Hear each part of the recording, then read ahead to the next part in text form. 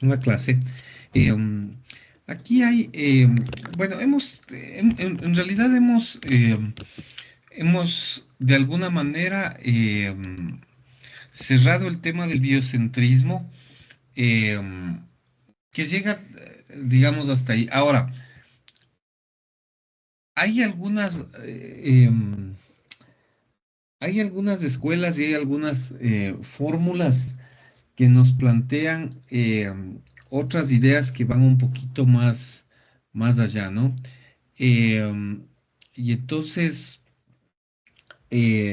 además del biocentrismo, el biocentrismo tiene, y yo no sé si, eh, porque aquí en el texto que yo les mandé a leer,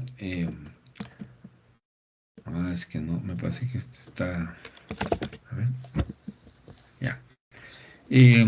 Bueno, hay un tema que es un poco complejo, pero no lo vamos a ver, vamos a saltarnos, porque veo que en el texto de Marcos no consta el tema de Paul Taylor, que es quizás del biocentrismo propiamente dicho. Am, Dentro de estas ideas nos va a surgir una nueva visión, que significa, digamos, me voy a volver un poco yo le dejé de compartir. Le dejé de compartir. Déjeme compartirles nuevamente. Ya, aquí está. Bueno, eh, una vez que tenemos este antropocentrismo, ¿no es cierto? Toda esta idea del antropocentrismo. eh, si yo le planteo que esta primera es el antropocentrismo y este segundo cuadro es el biocentrismo, va a haber un tercer cuadro o va a haber una tercera eh, etapa a la cual la doctrina le va a llamar el ecocentrismo, que es una cosa mucho más grande y mucho más acabada, mucho más amplia que el biocentrismo. O sea, el biocentrismo ponía el centro de todo en, en la vida, ¿no es cierto? En la vida, o sea, ahí usted habla de animales, pero claro, el biocentrismo deja fuera otros seres vivos, como las plantas. Las plantas quedan fuera del animalismo, de la sintiencia, de la autoconciencia, o sea, quedan fuera. Porque en realidad las plantas, usted no puede saber si las plantas tienen conciencia o autoconciencia de lo que pasa a su alrededor. O sea, claro, si yo digamos, si yo me acerco a un árbol frutal, a un árbol de naranja y trato de extraer un fruto, la planta no se defiende. O sea, eso no se puede saber. Entonces, claro, siempre tratamos de ser como más inclusivos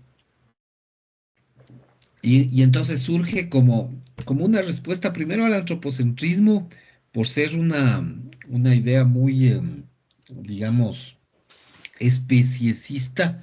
O sea, vea usted que es bastante gracioso, ¿no? Pues los animalistas plantean que el antropocentrismo es como una forma de esclavismo, o sea, como una forma de discriminar a otros, ¿no?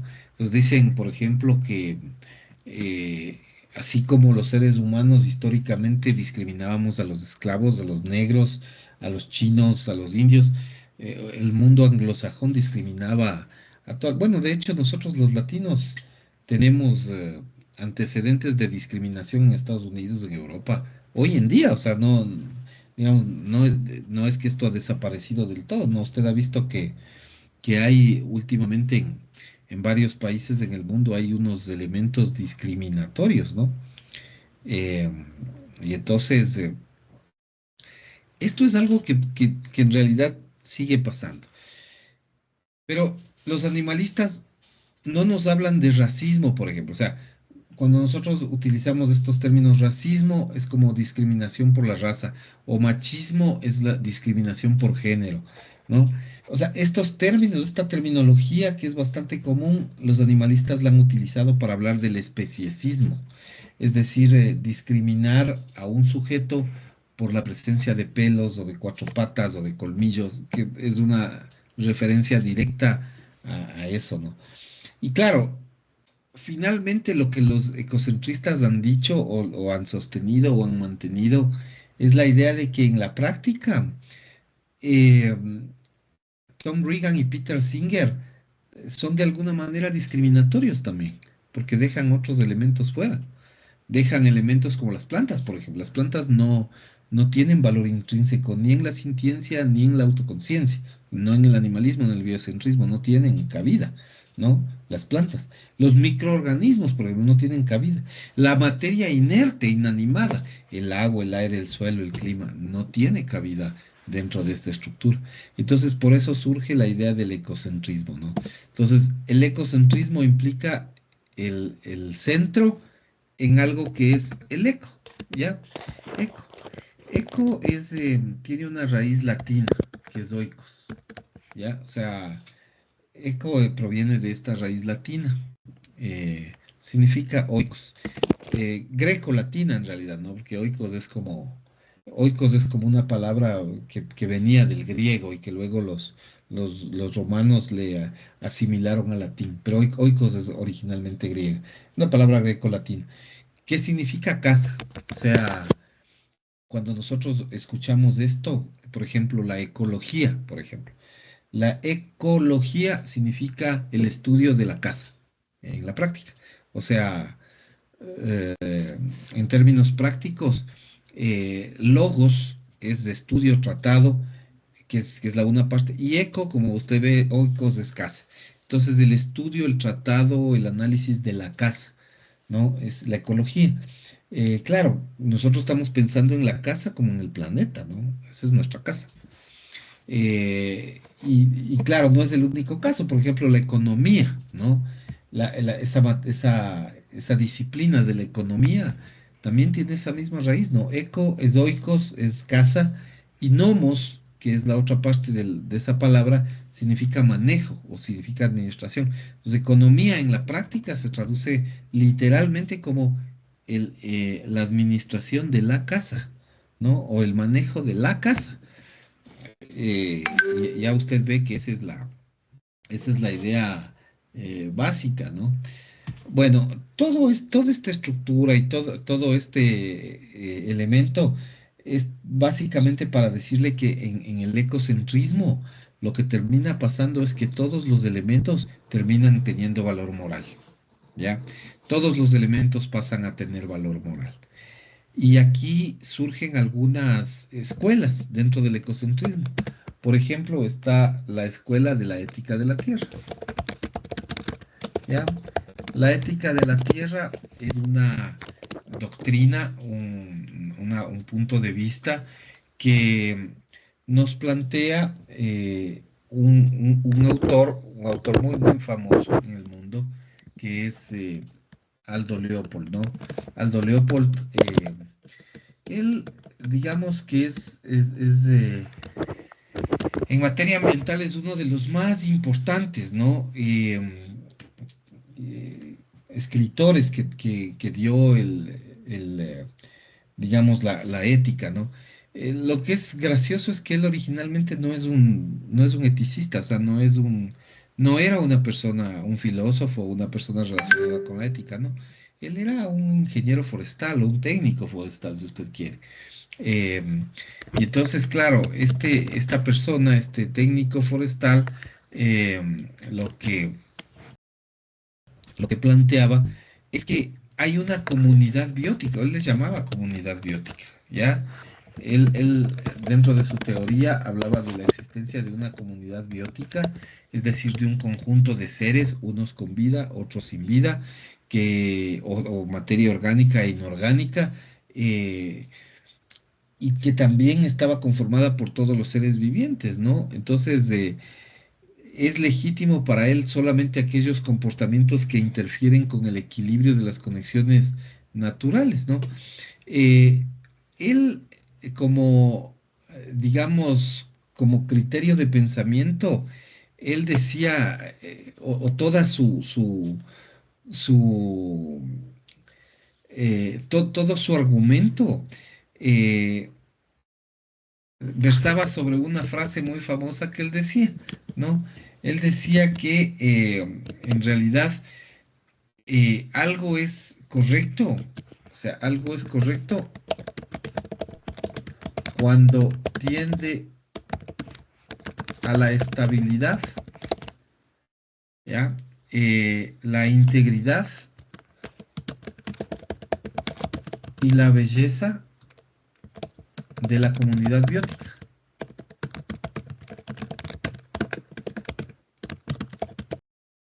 Y es incorrecto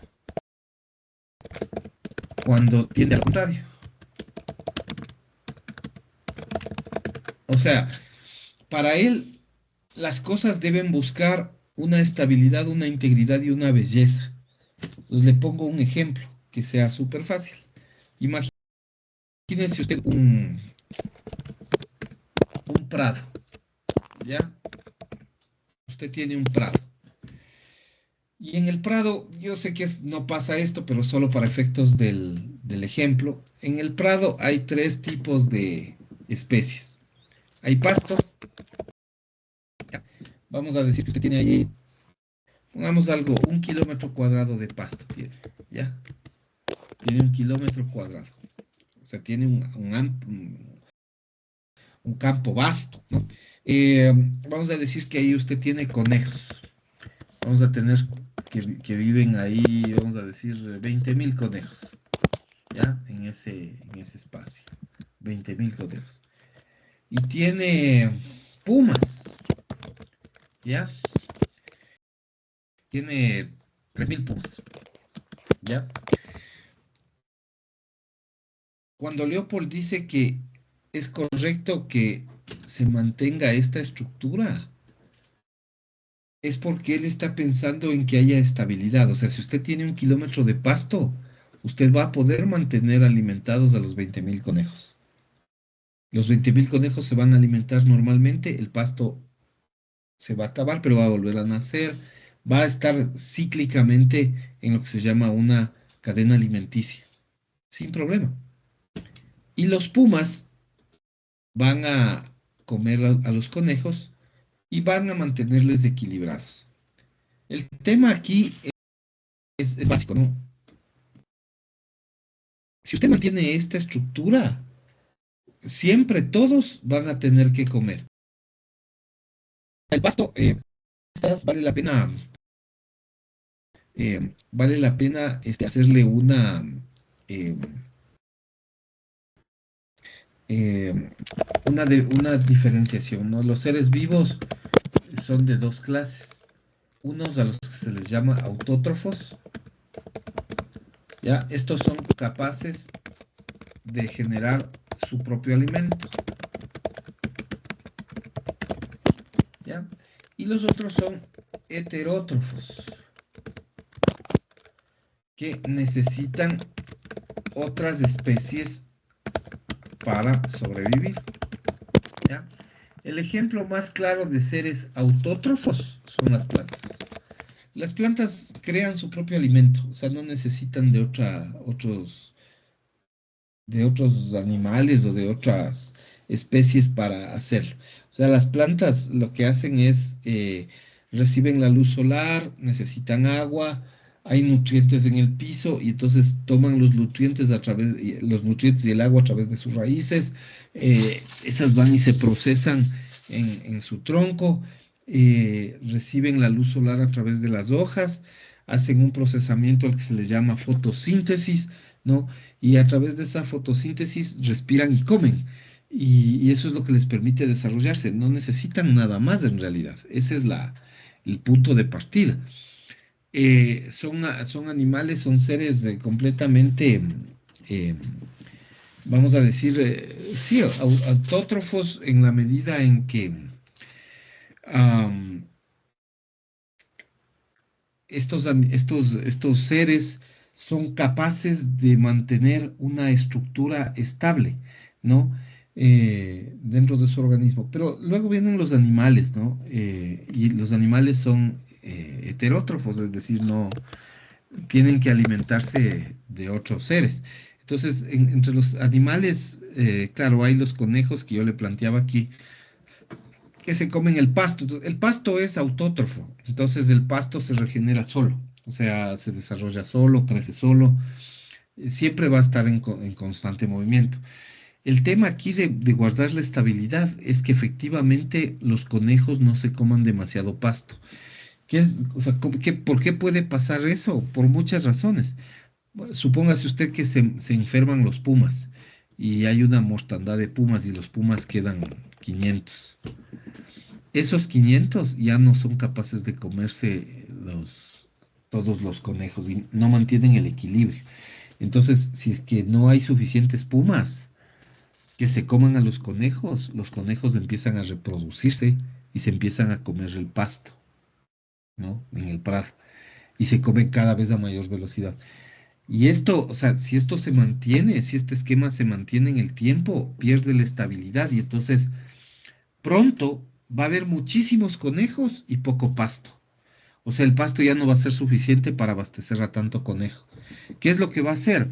Como el pasto ya no se avanza a regenerar a la misma velocidad a la que crecen los conejos, pues los conejos empiezan a pasar hambre. Eso es lo que se conoce como el control de poblaciones.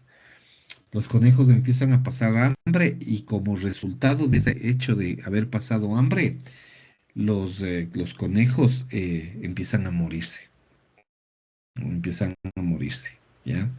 Empiezan a morirse y claro, hasta que alcanzan otra vez la estabilidad, ¿no? Se mueren, se mueren, se mueren, hasta que, digamos, los pumas también o sea, tienen mucho que comer también los pumas también empiezan a aumentar de tamaño, de volumen, y se empieza todo a estabilizar, ¿no?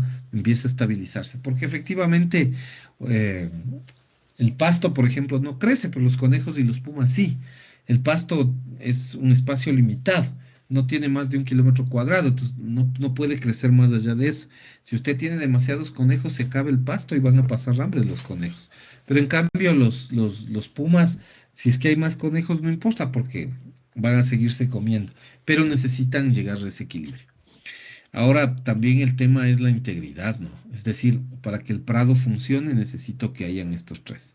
Si falta uno de esos, estamos liquidados, o sea, va a desaparecer el ecosistema. ¿Por qué? Por ejemplo, si usted le quita los conejos, vamos a suponer, y me quedo en un pasto solo con pumas, los pumas se mueren. Pues no comen pasto. Los pumas no comen pasto, comen carne. Si no hay esa carne, se mueren. Y el pasto, en cambio, necesita de los conejos para, digamos, revitalizarse y volver a nacer y mantenerse, digamos, en procesamiento. Pues si no, no hay nadie que se come, va a crecer por todos lados y no va a haber que termine. Entonces, claro, eso también es problemático, ¿no? Es problemático porque les va a causar muchos inconvenientes a los pumas que no estarán en capacidad directa de procesar toda esa comida. Entonces, ahí viene la integridad, ¿no? O sea, siempre tiene que haber estos tres. Claro que yo le estoy planteando un ejemplo que es hasta cierto punto hasta es un poco bobo porque solamente considera a estos tres elementos, pero claro, un ecosistema no tiene solo esos tres elementos, no tiene muchos más, pero solo era para efectos de explicarle el tema.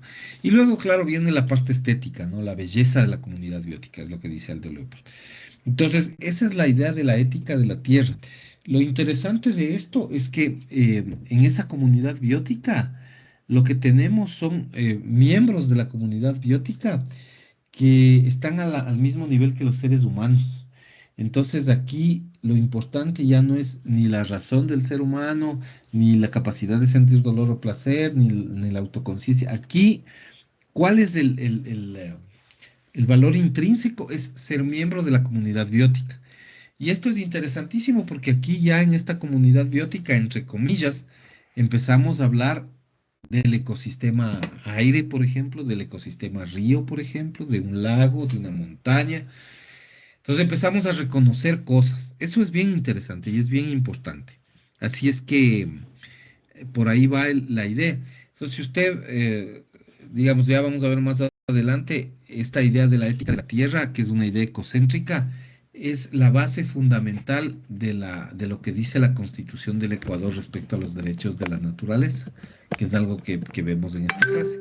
O sea, esta, eh, es esta manera de ver, esta manera de analizar la que da lugar a esta idea de la Constitución que tenemos nosotros.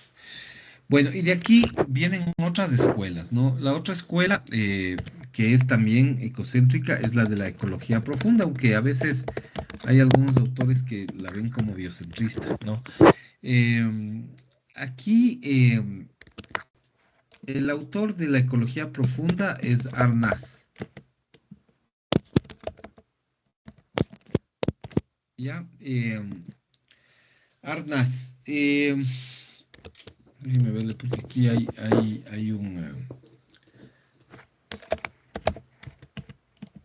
hay una manera, era noruego y entonces su nombre es medio raro de escribir.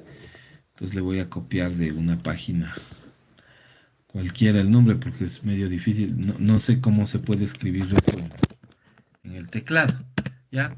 Pero es, o sea, Arnaz se llama, pero es como, o sea, esa letra en noruego es como una A y una E pegadas, ¿no? O sea, es como así. Ese era el apellido medio raro y todo, pero así era, Don Arnaz. Eh, bueno, ese era él y él argumentaba siempre en ese sentido. Entonces, la ecología profundo, Deep Ecology, eh, digamos que tiene que ver con una postura que es muy, muy extrema, tiene que ver con mucho activismo también. Y entonces aquí, desde este punto de vista, esta teoría lo que propugna es no limitarse a las preocupaciones por las consecuencias para la vida humana de las agresiones al ambiente, sino las profundas relaciones entre todas las partes de la naturaleza, ¿no?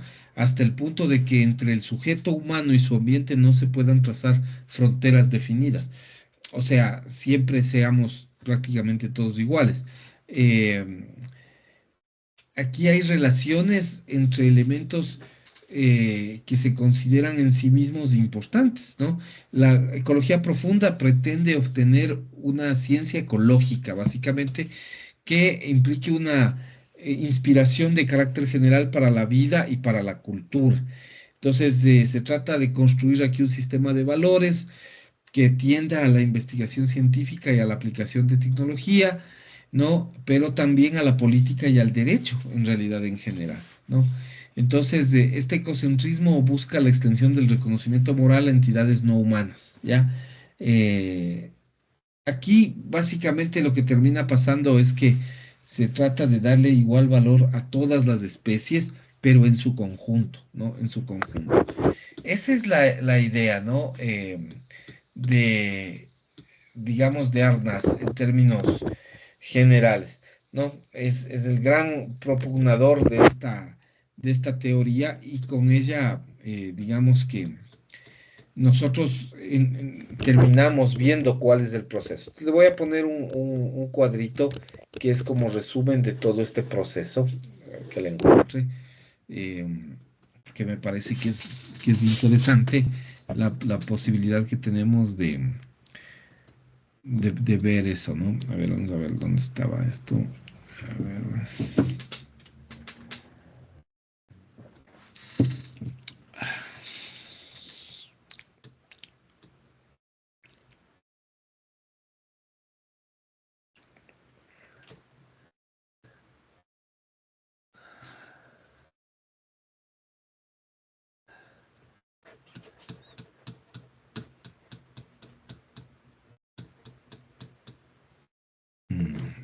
ver,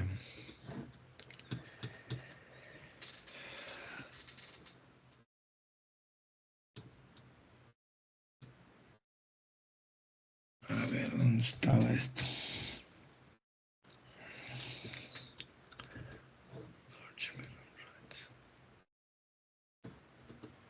Este es, ya.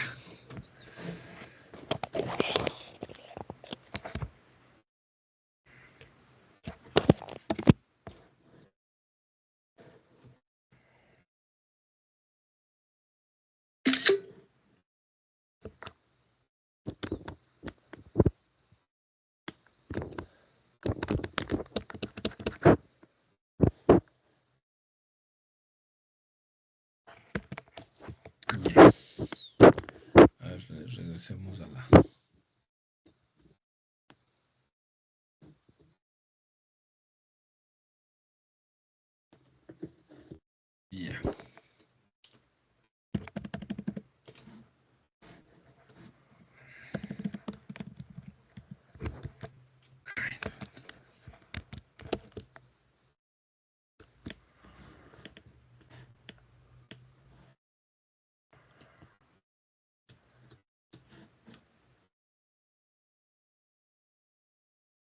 Ya. Ok. Bueno, este es un resumen de lo que hemos visto, ¿no? Y es como el incremento siempre, quizás le voy a hacer un poquito más grande para que se vea un poco mejor. Se llama la extensión de derechos, ¿no? O la expansión de los derechos, ¿ya? Entonces, al principio, en este primer círculo, usted ve que está el derecho al medio ambiente sano, que es el antropocentrismo. Eh, Aquí está la razón como digamos, el valor intrínseco, ¿no? Está el tema de la razón, están los seres humanos como los únicos importantes, pero luego con el paso del tiempo empieza a extenderse el límite de la moralidad y ya incorpora a otros animales, entonces los derechos de los animales ya aparecen aquí, ya está aquí la sintiencia, que es el punto de partida de Peter Singer, que ya les expliqué. Luego aparece los seres vivos, ¿no? Que es a lo que les llamamos el biocentrismo. Allí aparece quizás Paul Taylor, nosotros no lo hemos visto ahora, así que no le voy a hacer eh, mucho lío sobre eso. Eh, Está también, eh, digamos que las teorías asociadas con la autoconciencia, con Tom Regan, o sea, hasta aquí hay un nivel de individualidad, ¿ya? Después de estos niveles de individualidad empiezan a aparecer otras ideas ya ecocéntricas, ¿no? Los ecosistemas como lo más importante o la comunidad biótica. Y luego, claro, ya la ética general que tiene que ver con el cosmos, con el comportamiento, con algo más grande. Entonces, este es básicamente la idea del empate de los derechos, ¿no? Y es así como va funcionando. Eh, Como usted ve, a la final hay dos tipos de teorías. Una que es individualista, que vela por los intereses de los elementos vivos por sí mismos. Y luego viene una teoría que es holística, ¿no? Que es este ecocentrismo, ya sea representado por la ética de la tierra o ya sea representado por la ecología profunda, que ya, digamos, establece ciertas diferencias y ciertos crecimientos básicos alrededor de, digamos, alrededor de esta estructura, ¿no? De cómo nosotros estamos viendo qué significa el ecocentrismo, el biocentrismo. Hay ciertas restricciones alrededor de eso. Bueno, esta es la idea general, ¿no? Está bien, digamos, como para ir planteando estos elementos que están fijos. Preguntas, por favor. No, ¿Está claro? ¿Todo está claro? Bueno, entonces vamos a hacer una pequeña preguntita de chat, que siempre es importante. Vamos a tener unos 5 minutos de preguntita de chat. Ya le.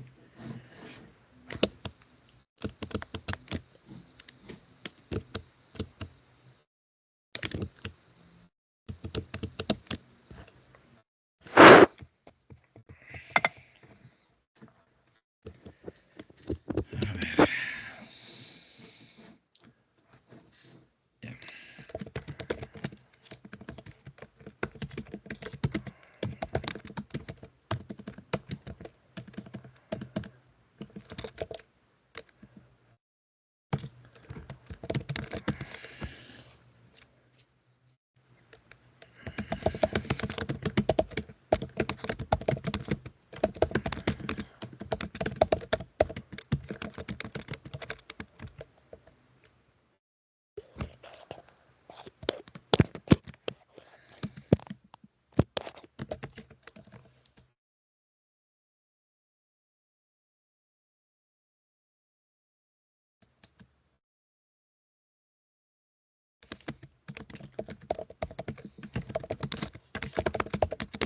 ¿Listo?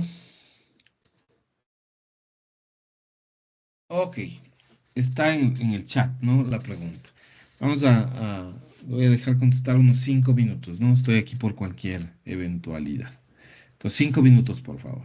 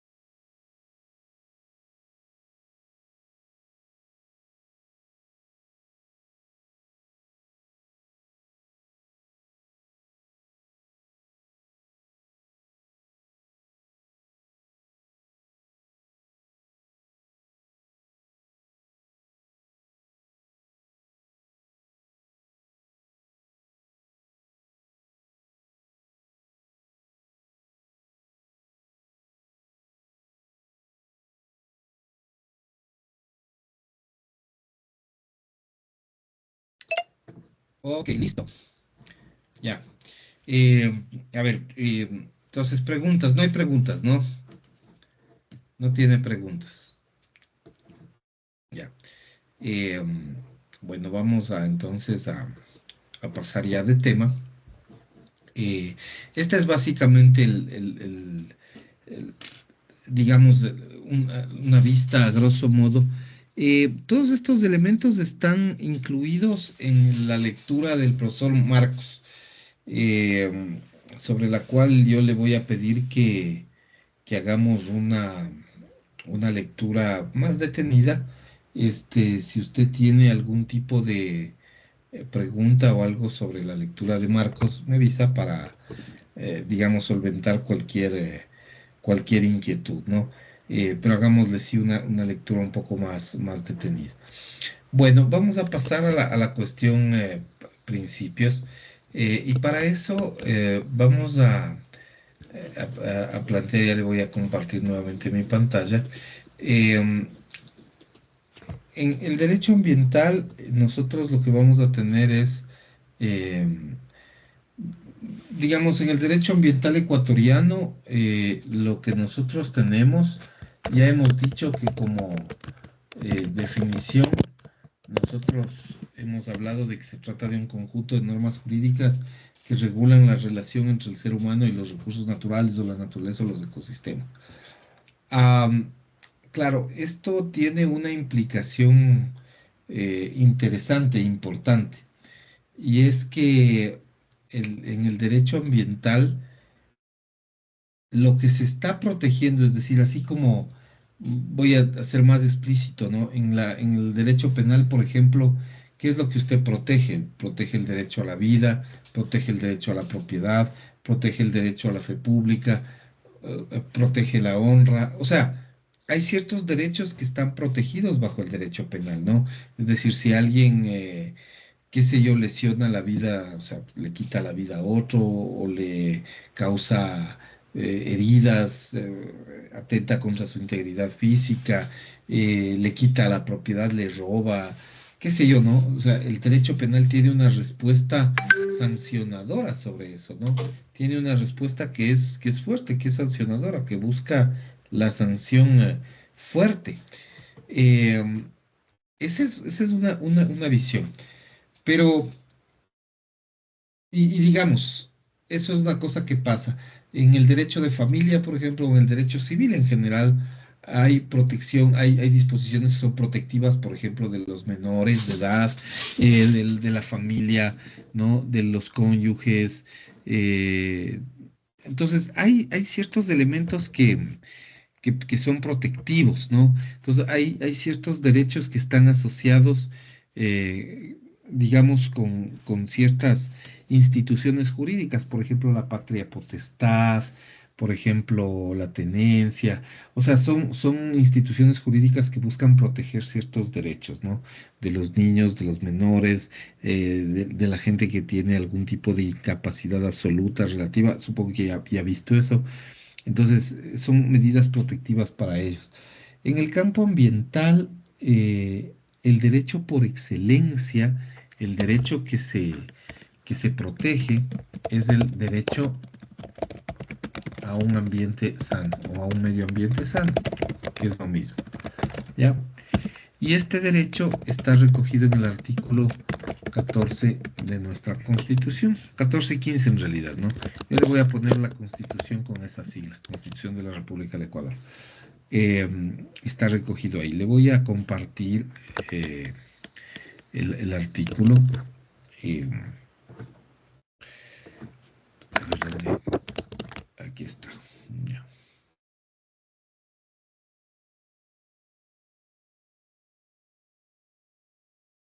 Aquí tenemos. Ya, listo. Entonces vamos a verle, ¿ya? Yo le voy a compartir, ¿ya? Lo que dice. Este ya le voy a cargar en el campus virtual, no le he cargado aún, pero este es el artículo 14 de la Constitución. Por favor, ¿le puede dar lectura?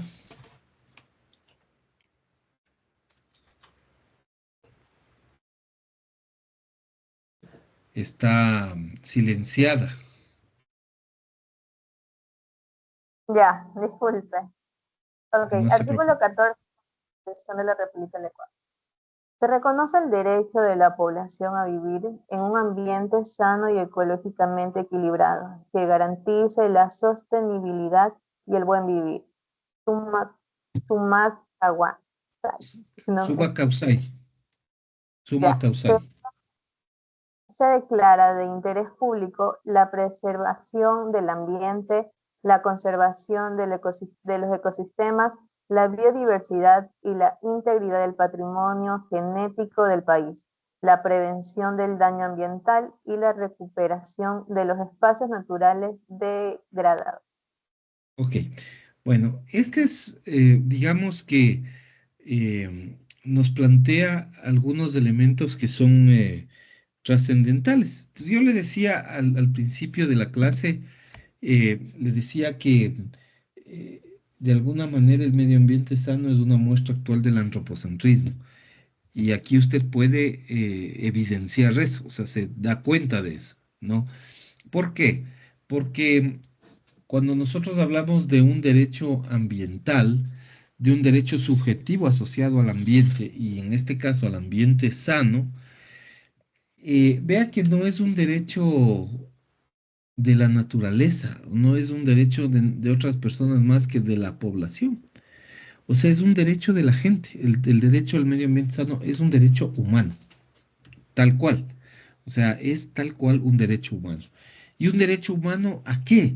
Como les dije en un inicio, ¿no? A tener agua limpia, a tener un suelo fértil, a tener aire respirable, ¿no? Ese es, esa es la idea general del medio ambiente sano. ¿Por qué? Porque usted necesita comer, necesita tomar agua, necesita saneamiento, necesita tener un sitio donde vivir, necesita que se garanticen ciertos elementos básicos, ¿no? Para la vida. Y eso solamente se garantiza teniendo efectivamente esos recursos naturales en buen estado. Entonces, de alguna manera, es eh, prevenir cualquier daño ambiental o castigar cualquier daño ambiental en pro de mantener esos recursos adecuados y vivibles para el ser humano. O sea, esa es la idea básica del derecho al medio ambiente sano. Y claro, empata perfecto el artículo 14 en el primer inciso cuando le dice que lo que, digamos, se reconoce es un derecho de la gente, o sea, de la población, a vivir en ese ambiente sano, como le digo, agua segura, suelos fértiles, aire respirable, que garantice dos cosas, le dice, ¿no? La sostenibilidad y el buen vivir. Entonces, claro, el objetivo de cuando usted se pregunta, oye, ¿para qué yo conservo la naturaleza? ¿Para qué protejo las plantas, los animales, los ecosistemas? ¿Para qué? O sea, ¿cuál es el sentido? ¿Es porque son muy bonitos? ¿Es porque se ven chévere? ¿Porque me parecen simpáticos o agradables? ¿O porque yo quiero que se vea bello el ambiente? No, es porque se buscan dos cosas. Lo primero, y empiezo por el final, es el buen vivir. O sea, la finalidad de la protección ambiental desde el punto de vista del artículo 14 es garantizar el buen vivir. El buen vivir que en quichua se dice sumac causai. El buen vivir. ¿Qué es esto del buen vivir? Pues claro, es la vida digna. Es justamente acceso al agua, acceso al saneamiento, acceso a la educación, a la cultura. O sea, es justamente ese conjunto de cosas que el medio ambiente sano persigue. Tener agua, tener suelos para sembrar, tener aire limpio, respirable, ¿no? Tener un buen clima. O sea, son elementos básicos que la naturaleza nos ofrece y que nosotros tratamos de garantizar, ¿no? Pero claro, cuando a usted le dicen tiene que garantizar esto porque obviamente eh, o sea, no puedo yo contaminar así como así todo porque yo voy a dejar sin comida a toda la gente, ¿no? Aparece esta idea de la sostenibilidad, ya, que es la otra parte. Dice garantizar garantizar la sostenibilidad y el buen vivir. Entonces, la garantía del buen vivir ya vemos qué significa. Significa condiciones de vida. Quizás le pongo acá, ¿no? Esto significa condiciones de vida. O sea, yo necesito garantizarle unas condiciones de vida mínimas. Y para poderle garantizar esas condiciones de vida, tengo que tener los recursos naturales limpios en buen estado. O sea, ¿qué buen vivir le voy a dar si es que tengo el río contaminado y usted no puede consumir esa agua? O sea, ¿qué tipo de buen vivir yo le puedo ofertar? En la práctica, ninguno. Y yo me acordaba, verá, por ejemplo, esta es una cuestión anecdotaria, ¿no? Siempre me acuerdo, sí, algunas anécdotas. Hace 2 años me fui a una población que se llama Zancudo Cocha, ¿ya? Ya se puede imaginar cuántos zancudos habían en esa población, ¿no? En la Amazonía. Tenía que hacer un levantamiento de información ambiental en el sitio.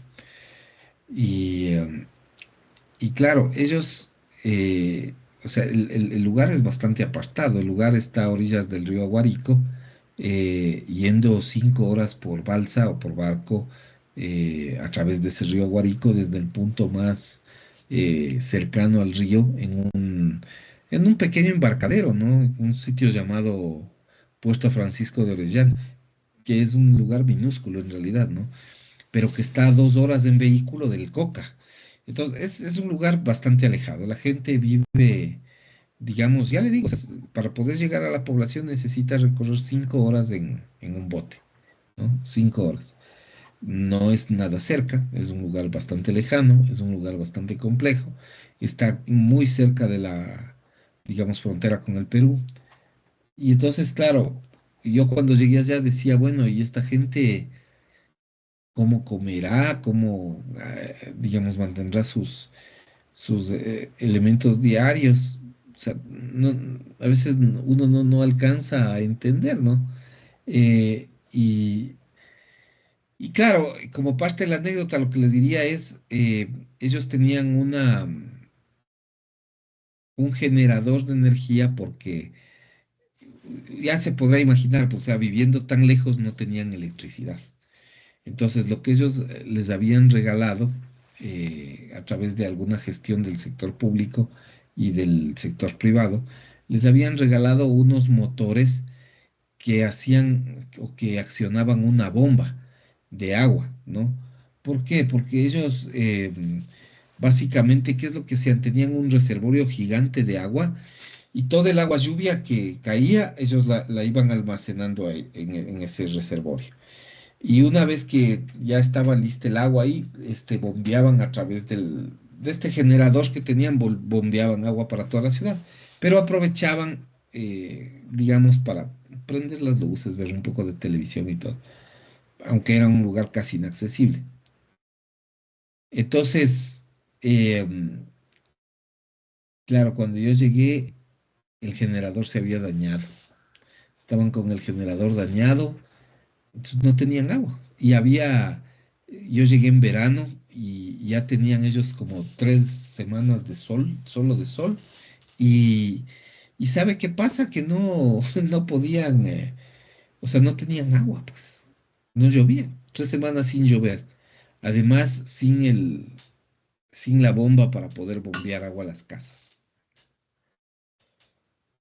Entonces empezaron a bañarse con el agua del río, pero ese río es súper contaminado, ¿no? Porque han habido empresas petroleras cerca, en Pastaza siempre había, digamos que algunas condiciones de salud bastante lejanas. Entonces, claro, cuando yo llegué, toda esa población tenía bichos. Yo le entrevisté al médico de la población y me dijo, ve, aquí todo el mundo tienen parasitosis toditos. O sea, el consumo del agua mal, es un agua en malas condiciones. Además, tenían un montón digamos, de ulceraciones en la piel, porque es un agua dura, no es un agua apta para hacer aseo. O sea, tendría que hacerle un procesamiento. Entonces se bañaban con eso y obviamente tenían ulceraciones en la piel, ¿no? Por el contacto con esa agua. Bañarse con eso, claro, es complicado. Y además que es una zona recontra cálida. ya se podría imaginar un calor espantoso, pero sin agua, ¿no? En Esmeraldas usualmente hace calor, pero la mayoría de gente tiene agua, entonces usted puede entrar y se da un duchazo, allá no. Y es un calor, yo diría que es más fuerte incluso que Esmeraldas, porque es más húmedo que Esmeraldas. Eh, chuta, y ahí sí es un problema, ¿no?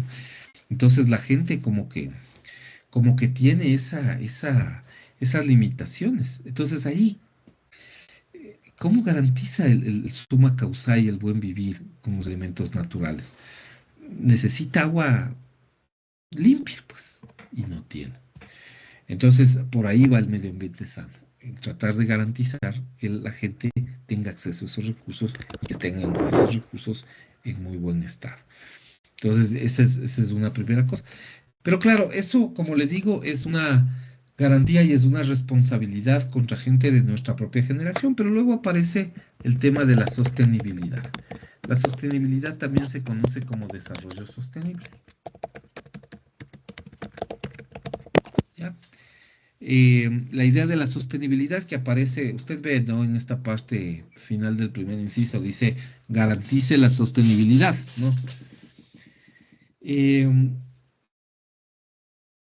el derecho, digamos, el desarrollo sustentable es un concepto que surge en 1987, que lo plantea Gro Harlem Brundtland. Gro Harlem Brundtland era una primera ministra, bueno, en ese momento era la directora del Programa de las Naciones Unidas sobre el Medio Ambiente. Es bien interesante esa historia porque en realidad el medio ambiente, el desarrollo sostenible o la sostenibilidad se definen como la satisfacción de necesidades actuales sin comprometer la satisfacción de necesidades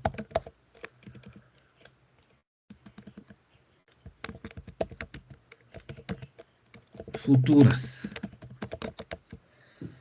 Entonces, la satisfacción de necesidades actuales sin comprometer la satisfacción de necesidades futuras. Es decir, ok, garanticemos para nosotros el buen vivir, el summa causai, la vida digna, o sea, el agua pura o el agua limpia, los suelos fértiles, el aire respirable, el clima, digamos, estable.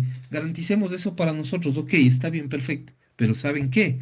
Hay que garantizar para los que están por venir, para sus hijos y para los hijos de sus hijos. Entonces hay una responsabilidad, eso se llama responsabilidad intergeneracional.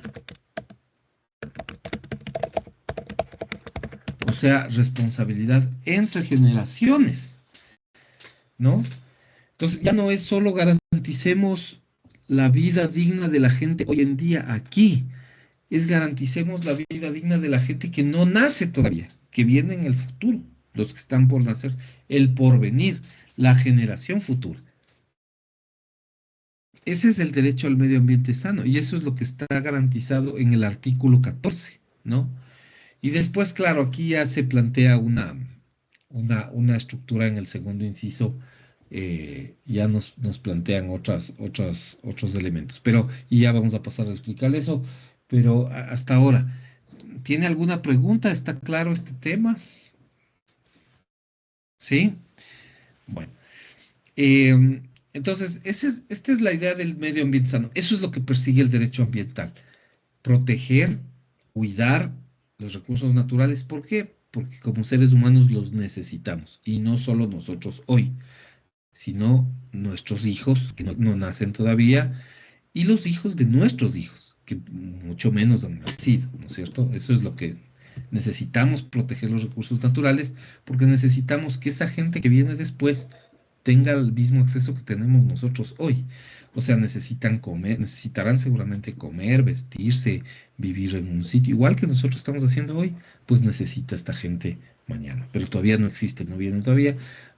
Es una responsabilidad con las generaciones que están más adelante, que están por venir, ¿no? Están en el porvenir. Bueno, eso, Pero aquí en general, ese artículo está como que bien difícil. Los esmeraldeños nos pasan de todo un poco. cada mes hay una contaminación, o sea, nos matan poco a poco. No Claro, es el agua, el aire. claro. Entonces, El problema de Esmeraldas es que muchas veces hay una sobreutilización de recursos. Eh, claro, yo vi unas escenas, a mí me entristece mucho. A mí, verá, ¿usted es de dónde? ¿De Atacames es usted? no, de Esmeraldas. Usted Soy es de de Esmeraldas. Esmeralda. O sea, yo, digamos, yo desde muy niño he viajado con mis padres a Atacames. Eh, a mí me suena que Atacames es de las mejores playas del país. Eh, o sea, es mi percepción personal, ¿no? Puede ser que yo me equivoque o puede ser una cuestión de gusto nomás.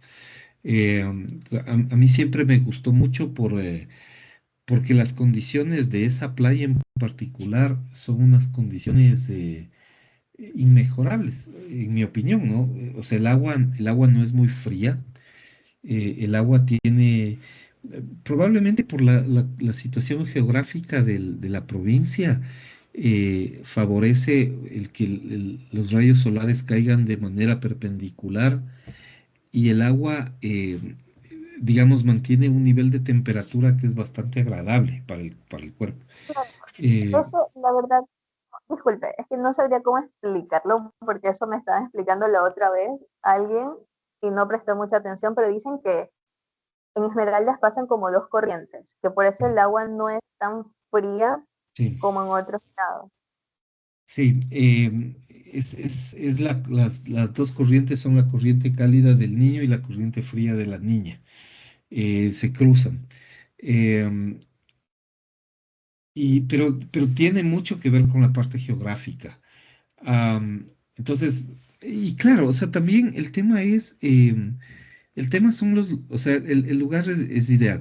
El, em, por ejemplo, yo he tenido la oportunidad de conocer otras playas en alrededor del mundo. Por ejemplo, y esto ya le digo, o sea, con conocimiento de haber visto y de haber vivido. Yo estuve en Copacabana, en Brasil, un año y el agua es fría, o sea, es muy fría, es muy, muy fría.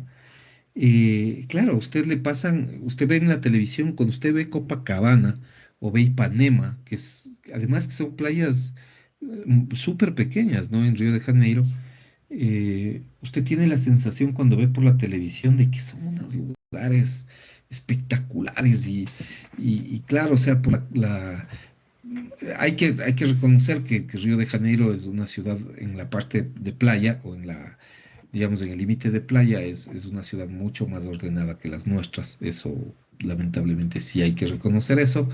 Es una ciudad más cosmopolita que las nuestras. Entonces hay mucho más orden y tal. Pero claro, o sea, yo intenté bañarme porque a mí me encanta entrar a la playa, entonces yo intenté bañarme en Ipanema y en Copacabana, pero el agua era helada, o sea, era muy fría. Nada que ver pues con la playa de Atacames. Y he estado en otros lugares en los que usted le venden, o sea, unas imágenes espectaculares. Por ejemplo, en Grecia hay unas playas hermosas, o sea, se ve y de hecho estuve ahí, o sea, presencialmente. Hay unas playas en las que la roca naturalmente es blanca. Entonces el agua se ve súper cristalina y es hermoso, pero es pedregoso. O sea, cuando usted entra, tiene esas piedras filudas que se le pinchan los pies y o sea, es súper incómodo. Por ejemplo, ahí el agua es caliente también, o sea, es bastante agradable, pero esas piedras no le dejan, o sea, es incómodo. O sea, entonces yo digo, claro, ahí en Atacames tiene esta conjunción de que el agua no es muy fría, el agua está templada a una temperatura que es agradable, es confortable, no tiene piedras, entonces es una superficie donde usted puede estar bastante cómoda, quizás una partecita por ahí, pero está bastante cómoda. Y y lamentablemente, y le contaba eso es porque claro, le avasallan a la playa, ¿no? Entonces nosotros acá en Quito veíamos en las noticias, pasaban las imágenes de la gente cómo dejó hecho un basurero realmente la playa, después del último feriado que tuvimos, ¿no? Que es penoso eso, porque claro, ahí hay un nivel de contaminación gigantesco, ¿no? Porque la capacidad de carga y los daños a ese ecosistema terminan siendo muy grandes. Y es penoso porque en realidad es una playa que tiene mucho potencial. Eh, por ahí también tiene que ver un poco con cómo las autoridades locales y la gente en el sitio piensa en la parte turística en el sitio, ¿no? O sea, yo por ejemplo, yo hasta ahora no termino de entender por qué en el filo de la playa construyen estas, o sea, yo sé que es parte de que la gente busca trabajo y lugares de empleo y todo, pero no termino de entender por qué construyen esas moles digamos, que son como comedores comunes donde hay porque tapan la vista a la playa, o que son centros de ventas de artesanías, o que le ponen estas como casuchitas donde le venden tragos, o sea, no termino de entender por qué eso, digamos, está bien, o sea, hay que vivir y hay que trabajar, y yo he visto eso en otras playas, en Sitges, en Barcelona hay eso también, pero están organizadas cruzando la calle, o sea, no están tapando la vista de la playa. En la playa, por ahí debe haber un malecón donde usted tenga una vista adecuada de la playa, o sea, que tenga una buena visión, que no contamine incluso visualmente. Entonces, claro, todo eso coadyuva a que, por favor. Aquí la gente como que no respeta y eso es lo malo. Termina Claro. contaminando todo, todo, todo y eso es. Y hablando lo del agua, yo entiendo muchísimo eso. O sea, yo tenía una pareja, mi expareja es holandés y mi expareja vino aquí a Ecuador y estuvo aquí en Esmeraldas y decía algo que el agua es caliente a comparación de allá. Claro. Lo que sí se sorprendió más bien era la contaminación, o sea, porque dejan basura y cosas así. Es que ese es un tema que para nosotros es complicado, es una cuestión cultural. Y claro, usted ha señalado perfectamente bien ese artículo 14. Para nosotros esa es una esencia de por qué se debe sostener eso. Claro, con el paso del tiempo se vuelve invivible eso. O sea, el exceso de contaminación de un ecosistema le va a superar en algún momento y le va a dejar dañado para siempre. Ese es un problema. Y claro, o sea, evidentemente una persona que viene, por ejemplo, en Holanda, usted tiene, o sea, solo sale y tiene el Mar del Norte. El Mar del Norte es una cosa helada, ¿no? O sea, ellos, o sea, quizás ellos están más acostumbrados al agua fría, o a tener contacto con agua fría, tienen más costumbre nomás, se bañan, sí, no hay problema. Pero para uno que es latino y que no, y que ha vivido en estos lugares en donde hay otra idiosincrasia, entonces para nosotros no es, o sea, no es tan agradable, ¿no? Para mí no era muy adecuado. El agua era sumamente fría, ¿no? En toda esa zona, Alemania, en varias partes del norte de España mismo, es súper frío, ¿no? En Cantabria, en el País Vasco, son playas heladas, o sea, está bien, son bonitas, todos están bien mantenidas, pero es frío. Entonces, quizás nosotros tenemos mucho potencial, pero no aprovechamos bien y contaminamos. Como usted dice, esa es una cuestión compleja. Bueno, pero este es, digamos, este marco, ¿no? Alrededor del cual gira la idea del entendimiento del derecho al medio ambiente sano y cómo empatamos eso con nuestra vida diaria. Entonces, esto en cuanto a este primer inciso, ¿no? Y luego el segundo inciso que hemos leído. En el segundo inciso nos plantean unos dos elementos, las dos palabritas que yo creo que necesitan una explicación más adecuada. Entonces vamos a hacer esa explicación de una manera eh, más válida. Me parece que vamos a usar, aquí suelen haber unas escaleritas. A ver, este es, ya, ok. Y aquí hay que ingresar uno más. Ya, ok. A ver, en el artículo 14 se nos habla en el segundo inciso, se nos habla de estas dos palabritas, preservación y conservación de los ecosistemas, ¿ya? Y hay que diferenciarles porque las dos palabras tienen un alcance distinto. En materia legal se deben entender de una forma bastante diferente. La primera es la conservación. Entonces yo le voy a poner, digamos, la conservación. eh, Usted lo que ve aquí es como una especie de escalera, ¿no? Una escalinata, en donde todo lo que está más arriba de la escalinata es lo más rígido, ya es lo más inflexible. Y todo lo que está más abajo es lo más flexible. Y eso es lo que le voy a intentar explicar. Entonces, lo más, vamos a decir, la parte más, eh, la parte más rígida o el término más fuerte en materia ambiental es la conservación. La conservación es sinónimo de no tocar. Usted conserva todo lo que es intangible. Lo intangible es todo lo que no puede tocar. Em, entonces, ¿qué significa eso? En la relación entre ser humano y naturaleza hay ciertos espacios, ciertos recursos que usted no puede tocar. Esos espacios se conservan. ¿Por qué no puede tocar? Porque su valor intrínseco es fundamental para el sostenimiento del planeta, de la especie. Por ejemplo, los bosques primarios. El bosque primario es algo que usted no puede tocar. El área protegida, el bosque protector, el parque nacional, son áreas reservadas específicamente para un tema de conservación.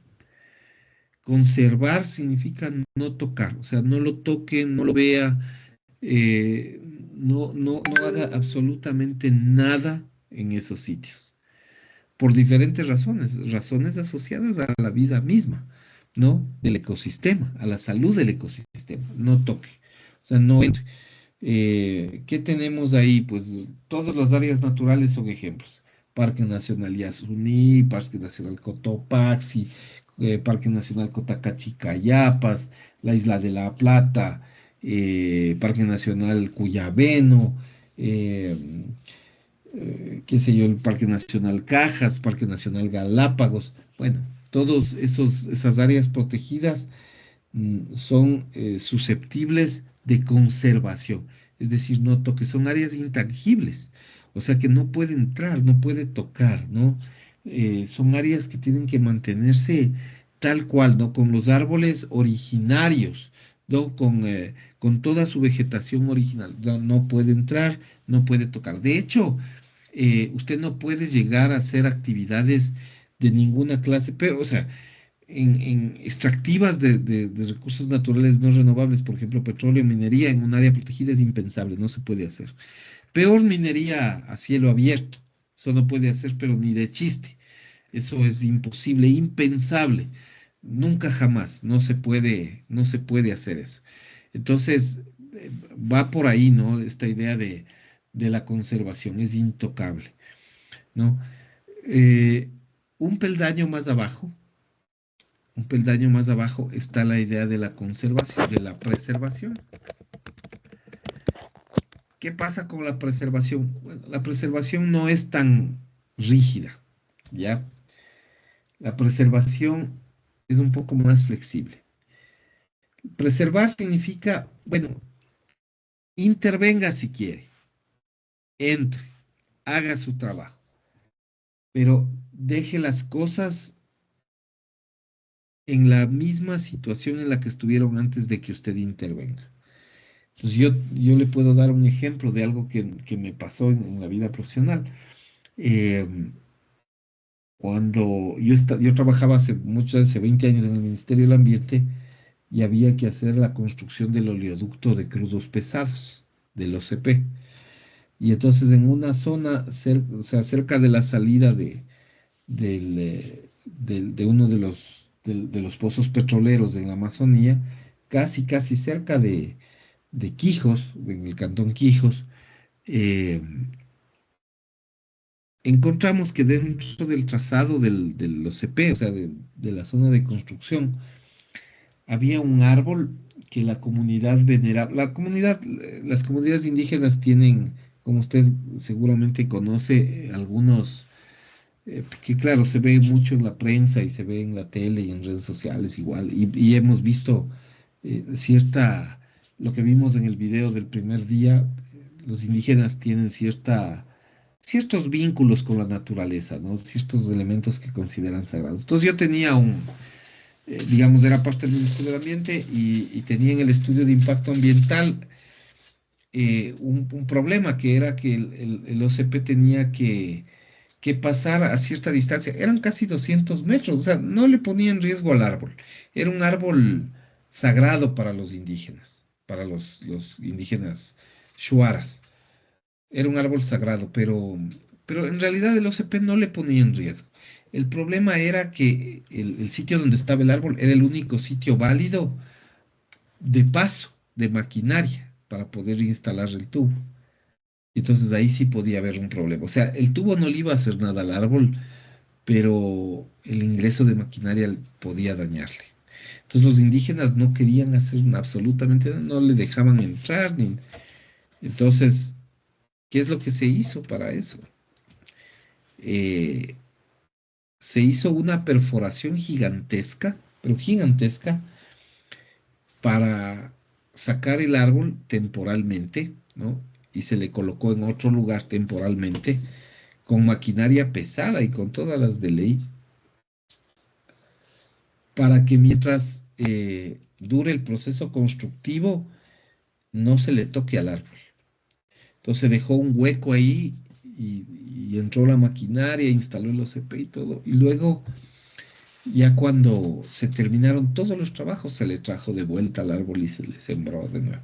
O sea, imagínense, se dieron el trabajo, no cortaron el árbol porque no se podía hacer eso, se dieron el trabajo de sacarle, o sea, con mucho cuidado de raíz, ponerle en otro lugar, o sea, resembrarle, digamos, en otro lugar, y luego sacarle de ahí de nuevo y traerle de vuelta.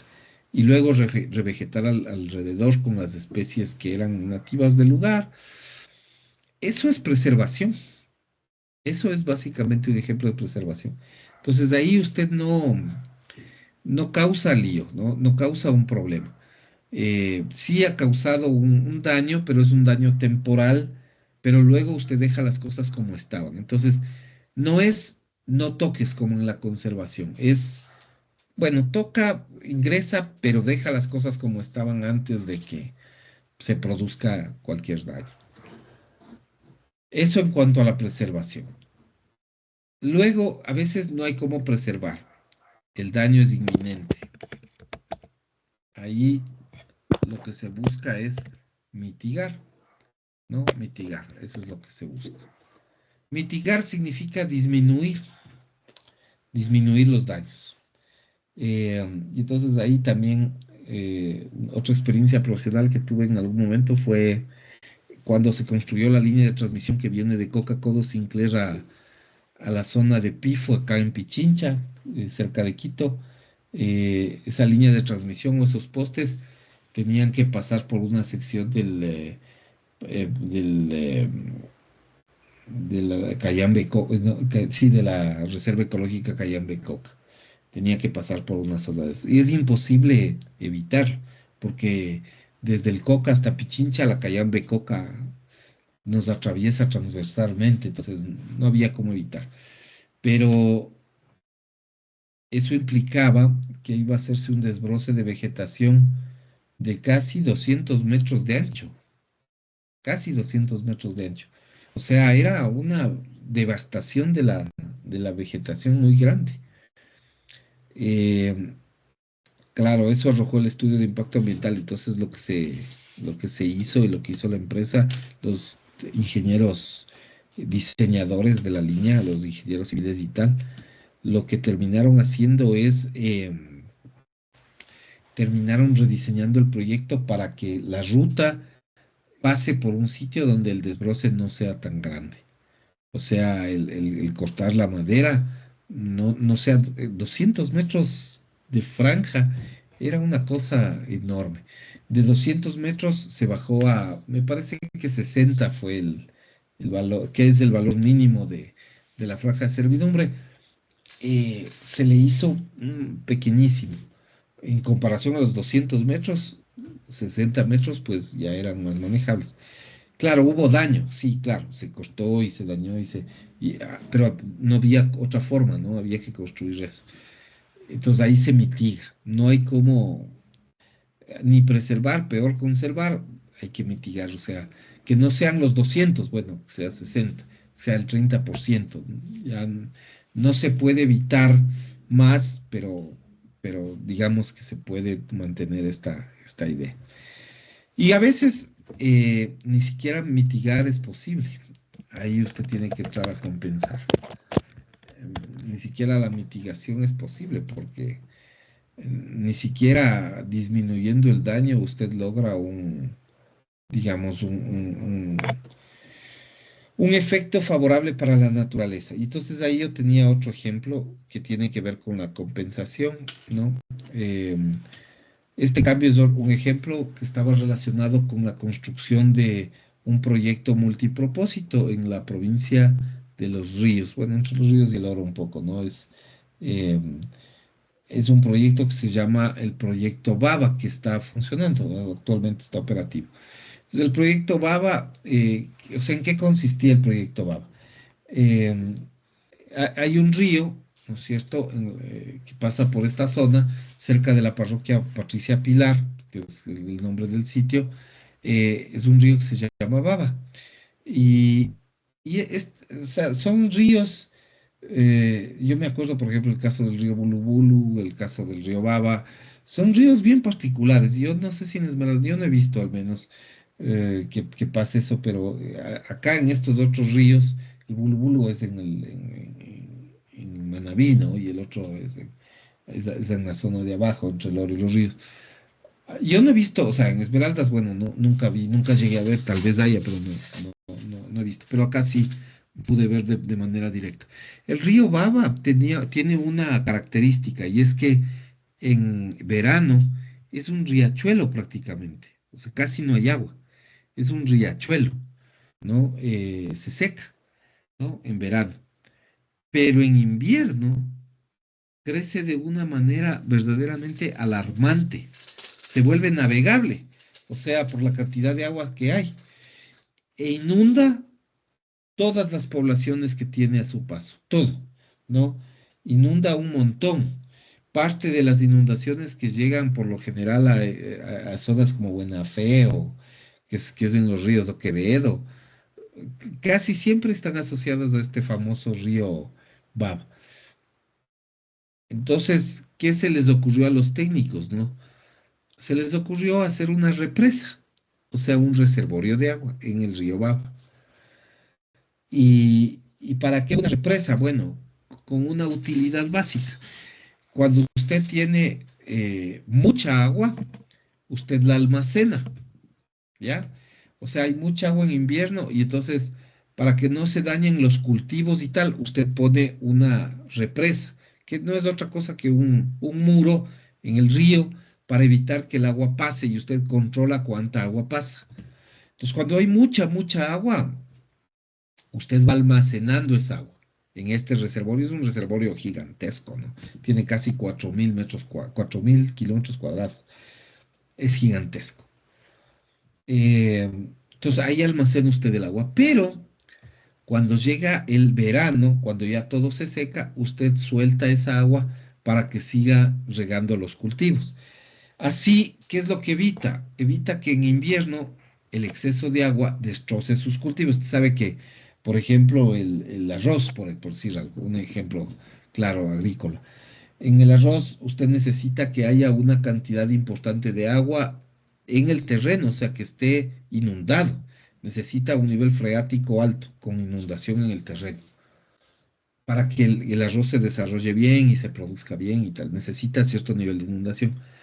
Por eso es que ese producto se suele dar más en invierno. Pero el problema es que si hay mucha agua, no va a cumplir el fin que tiene de alimentar ese arroz, sino que le va a terminar destrozando, ¿no? O sea, el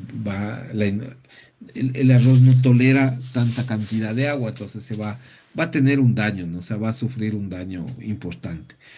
Entonces, eso es algo que no queremos, ¿no? Que no queremos que pase. Entonces, con esto usted controla que no haya tanta agua y deja que vaya solo el agua que necesita. Y asimismo en verano, cuando no hay agua, los cultivos se dañan por falta de agua, pero como usted tiene en el reservorio, suelte el agua, reparte el agua y entonces ahí ya no se dañan sus cultivos. Ese es el tema. Pero, pero claro, cuando usted eh, va a hacer una zona de inundación, usted necesita un terreno súper grande. Entonces, ¿qué es lo que pasó hoy en ese proyecto Baba? Que justamente una zona en la cual se iba a inundar había un pueblito de unas 40 familias, no más, no era muy grande, era un pueblito. Pero ellos tenían hasta una iglesia ahí, o sea, era un pueblito, vivían las familias y todo, pero le íbamos a inundar, pues, se tenía que inundar. Entonces, ¿ahí qué hace? O sea, para que tenga una referencia, una casa de 2 pisos, que es, yo en realidad no creo que, de lo que me acuerdo, no había nadie que tenga una casa más alta de 3 pisos. Entonces, digamos, en 3 pisos, esos son más o menos unos 6 metros de altura, 6 metros. El azudo, la represa, tiene, me parece que 42 metros. Entonces, ya puede imaginarse que cuando entra el agua ahí, esos 6 metros de la casa quedan bajo el agua. Nadie puede vivir ahí porque queda totalmente inundado. Entonces, ¿cuál es el problema ahí? No puede conservar, no puede preservar, no puede mitigar tan siquiera, porque no es que no le voy a inundar todo, no tiene que inundarle. Entonces ahí ya no le queda otra cosa que compensar. ¿Y cómo se les compensó en ese caso? Bueno, a todos se les mudó a otro lugar, o sea, se buscó, la empresa se llamaba Hidronación, buscó un terreno, hizo con un equipo de arquitectos unas casas, en mi opinión, bonitas, ¿no? Un poco más grandes que las que tenía la gente en sus diferentes lugares, y les ubicó ahí, les reubicó para vivir. Eso es compensar. O sea, te quito tu lugar de vivienda, pero te doy otro cambio. Mejor, peor, lo que sea, ahí tiene que haber un acuerdo con la gente. Pero lo que sí va a haber es un lugar donde vayan a vivir y donde, digamos, puedan seguir haciendo su vida normal. De hecho, se les construyó un local, un sitio de reuniones, se mantuvo la iglesia, se trajeron muchos de los elementos católicos religiosos de la iglesia, se les colocó ahí. Bueno, se compensó.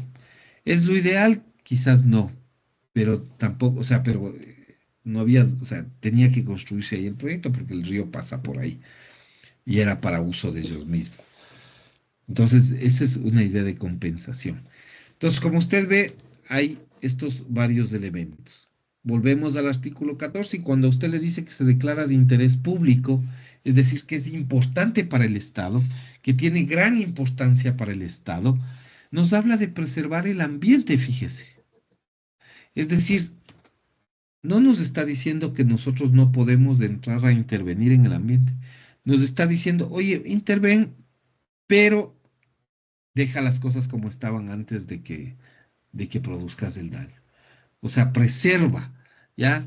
Que es, como usted ve, la preservación está en un segundo puesto de rigidez, no es tan rígida, ¿ya? Pero después sí nos dice conserva nos dice, ¿no? Conserva los ecosistemas. Entonces ahí le está diciendo no toques.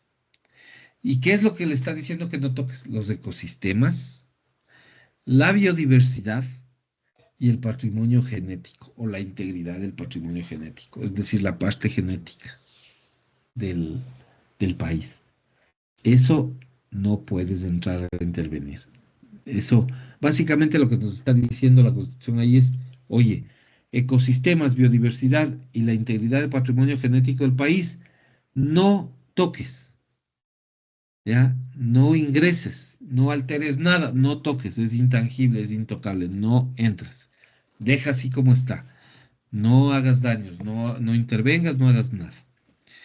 Y luego, claro, vienen temas ya un poco más aterrizados, como la prevención del daño ambiental y la recuperación de los espacios naturales degradados.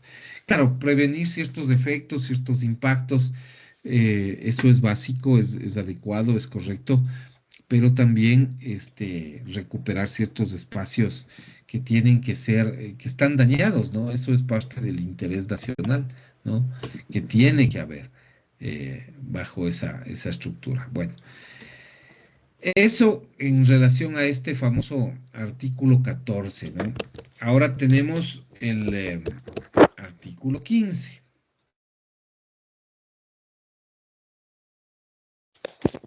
A ver.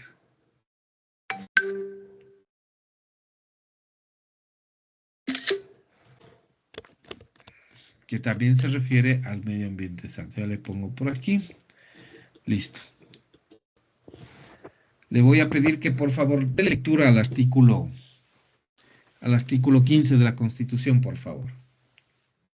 Artículo 15. El Estado promoverá en el sector público y privado el uso de tecnologías ambientalmente limpias y energías alternativas no contaminantes y de bajo impacto. La soberanía energética no se alcanzará en detrimento de la soberanía alimentaria ni afectará el derecho al agua. Se prohíbe el desarrollo, producción, tenencia, comercialización, importación, transporte, almacenamiento. Almacenamiento. Lo siento. De nuevo, se Sí, prohíbe sí, el, pues, se prohíbe el desarrollo, producción, tenencia, comercialización, importación, transporte, almacenamiento y uso de armas químicas, biológicas y nucleares de contaminante orgánico persistentes altamente tóxicos, agroquímicos internacionalmente prohibidos y las tecnologías y agentes biológicos experimentales nocivos y organismos genéticamente modificados, fíjense. perjudiciales para la salud humana o que atente contra la soberanía alimentaria o los ecosistemas, así como la introducción de residuos nucleares y desechos tóxicos al territorio nacional. Ok, muchas gracias. Bueno, aquí este es un artículo complementario que busca reforzar la idea del derecho al ambiente sano, ¿no? El Estado dice promueve o debe promover en el sector público, como usted ha leído, uso de tecnologías ambientalmente limpias. ¿A usted se le ocurre algún tipo de energía ambientalmente limpia que nosotros utilicemos hoy en día, por ejemplo? Disculpe, pero así, no. No se le ocurre. Eh, una de las una de las tecnologías a mí me parece súper limpia y súper útil en estos años es el celular, ¿no? El celular. Me parece que eso ha mejorado ostensiblemente la vida, ¿no? De, de la gente. Entonces yo, por ejemplo, le puedo dar algunos casos, algunos ejemplos de lo que a mí me parece personalmente que es una mejora en relación al teléfono celular y a otros mecanismos que había en su tiempo. Por ejemplo, cuando yo tenía probablemente su edad, un poco menos, eh, a mí mi papá me decía, por decir algo, tienes que ir a pagar la electricidad, eh, tienes que pagar la luz. Entonces, la primera cosa que pasaba es que la empresa de energía eléctrica, por ejemplo, la empresa eléctrica Quito acá, Supongo yo que la empresa eléctrica en su tiempo era Inesel, que era la que manejaba el tema de la electricidad en Esmeraldas. Hacía más o menos lo mismo, ¿no? Sí, le mandaba la planilla del pago de la luz impresa en papel a las casas. Yo creo que en algunas empresas todavía eso se sigue haciendo. En la mayoría ya se evita, pero en algunos lugares todavía se sigue haciendo. No, no sé si se seguirá haciendo en Esmeraldas, porque al menos Senel a mí me manda la planilla de una propiedad que tenemos en Esmeraldas por mail. Yo a veces Pero ajá, por email, o a veces yo he visto como que me dejan ciertos papeles, pero normalmente como por email. por emails, ¿no? Entonces, a mí me parece que eso es bueno, tecnológicamente es bueno. O sea, es tecnología más limpia porque evita la impresión de papel. Y como usted sabe, el papel proviene de los árboles, o sea, se evita la tala de árboles, evita un montón de papel, porque además, claro, yo estoy pensando en un Quito, en ese momento Quito debe haber estado cerca de 1.800.000 habitantes, o sea, la mitad de personas que viven hoy. Pero 1.800.000 habitantes era probablemente unos fácil, con mucha, eh, casi 500.000 viviendas. Entonces eran 500.000 planillas una vez al mes. Son 6 millones de planillas al año. Eso es una cantidad enorme de papel. Y si usted lo piensa, no solo la energía eléctrica, sino el agua potable, el teléfono, se pagaba con eso. Era gigante. Entonces sí había eso. Entonces yo siempre me acuerdo que o sea, a mí mi papá me decía, vaya, pague la luz. Y la oficina de pago de la luz no era que funcionaba al lado de mi casa. A mí me tocaba coger un bus e irme al sitio del pago de la luz. Y entonces coger un bus era, o tomar un bus era coadyuvar al transporte público, el transporte público que ha sido siempre contaminante, con diésel además. Entonces sí genera un tema. Lo que usted ahora con el celular, usted ingresa a su cuenta bancaria o al sistema que prefiera y paga desde el celular. Eso ambientalmente es más limpio. Me parece que eso puede ser ambientalmente más limpio. Y luego, claro, eso en cuanto a las tecnologías limpias, ¿no? Que me parece que pueden haber. Luego, hay energía alternativa, que eso es algo que ha empezado a aparecer. Por ejemplo, cada vez más la gente busca, por decir algo, a modo de ejemplo, electricidad fotovoltaica, que es aquella electricidad que se produce a través de paneles solares, con la energía solar. Eso es algo que está en tendencia. Hay muchos hogares que están instalando esos paneles cada vez con más frecuencia. Tal vez llevados por el tema de que en estos últimos años hemos tenido problemas eléctricos, apagones, quizás también por eso, pero en el fondo es alternativa a esa energía y en el fondo puede traer un beneficio para el país. Tiene bajo impacto, ¿no? Ahora, claro, yo siempre digo, eh, la normativa y la propia Constitución le pone reparos. Eh, o sea, una cosa que a veces no decimos o no nos dicen o no nos cuentan bien del todo es que la energía que nosotros podemos producir, la más limpia hasta este momento en masa, es la energía hidroeléctrica, o sea, la que se produce con agua. Pero vea usted esta definición que está en el primer inciso del artículo 15, dice que la soberanía energética, es decir, no me gaste agua en electricidad mientras no haya alcanzado soberanía alimentaria. Es decir, usted no puede generar energía eléctrica con agua hasta que la gente no tenga suficientes alimentos. O sea, es más importante la alimentación que la energía eléctrica. Eso le dice la Constitución de entrada. La soberanía energética le hace electricidad hidroeléctrica, no se alcanzará en detrimento, es decir, produciendo un daño o impidiendo el ejercicio de la alimentación, de la soberanía alimentaria, ni afectará el derecho al agua. O sea, es interesante, ¿no? Le pone ciertas restricciones. Y luego ya en el segundo inciso hay algunos elementos, algunos son aplicables, otros no tanto, ¿no? Desarrollo, producción, tenencia, comercialización, importación, transporte, almacenamiento de uso de armas químicas.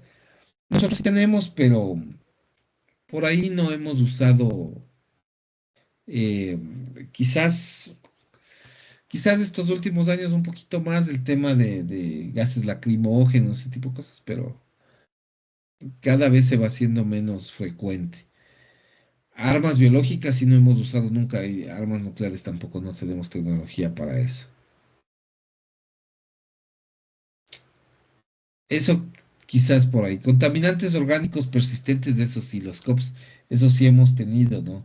Nosotros hemos tenido los policloros bifenilos, ¿ya? Eh, Le voy a poner por aquí, policloros bifenilos.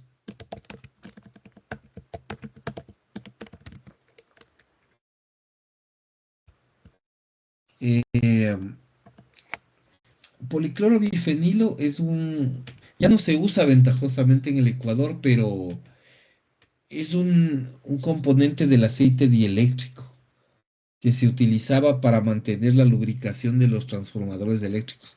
Estos enormes, estas cajas que están en los postes de luz afuera de nuestras casas. Eso sí se usaba.